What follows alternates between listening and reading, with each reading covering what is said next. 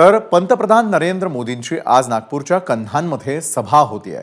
कन्हान नागपूर आणि भंडारा जिल्ह्याच्या सीमेवर असल्यानं रामटेक नागपूर आणि भंडारा गोंदिया या 3 लोकसभा मतदारसंघांसाठीची ही मोदींची एकत्रित सभा असणार आहे। त्यामुळे लाखोंच्या संख्येनं लोक या सभेत येतील असा महायुतीच्या नेत्यांचा दावा आहे। मुख्यमंत्री एकनाथ शिंदे यांनी काल रात्री उशिरा सभास्थळाची पाहणी केली। दरम्यान मोदींच्या सभेसाठी प्रशासनानं जय्यत तयारी केलेली आहे। कन्हानमधील ब्रुक बॉन्ड या बंद पडलेल्या चहा कंपनीच्या 18 एकरच्या आवारामध्ये ही सभा होणार असून पोलिसांनी मंगळवारपासूनच सभास्थळाचा पूर्ण ताबा आपल्याकडे घेतलाय। दरम्यान नागपूरच्या कन्हान इथल्या सभास्थळावरून आढावा घेतला आमचे प्रतिनिधी तुषार कोहळे यांनी।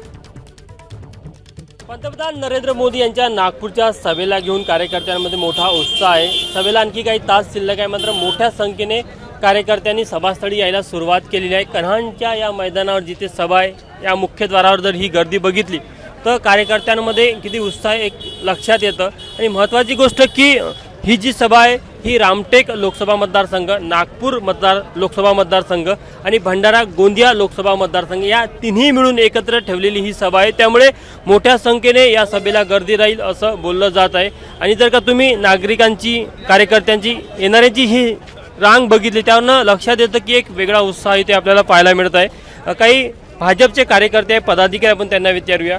पंतप्रधान नरेंद्र मोदी यांची 2 दिवसानंतरची विदर्भातली दुसरी सभा नागपूरमध्ये होत आहे।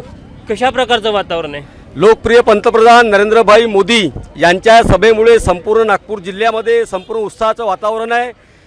ज्याप्रमाणे आपल्या सर्वांना माहीत आहे, देशाचे लोकप्रिय पंतप्रधान नरेंद्रजी मोदी यांनी ज्याप्रमाणे या देशामध्ये विकास केला, विकसित भारत हा संकल्प घडवण्याचा त्यांचा प्रयत्न आणि आजची सभा संपूर्ण जिल्ह्यामधून लोकांचा उत्साह आणि संपूर्ण भंडारा असो, नागपूर लोकसभा असो, रामटेक लोकसभा असो, या तिन्ही लोकसभेची सभा आणि या सभेच्या माध्यमातून आमचे पंतप्रधान नरेंद्रजी मोदी हे प्रामुख्याने सभेच्या माध्यमातून मार्गदर्शन करणार आहे आणि नागरिकांचा प्रचंड उत्साह या सभेमध्ये पाहायला मिळत आहे। एबीपी माझा, उघडा डोळे बघा नीट।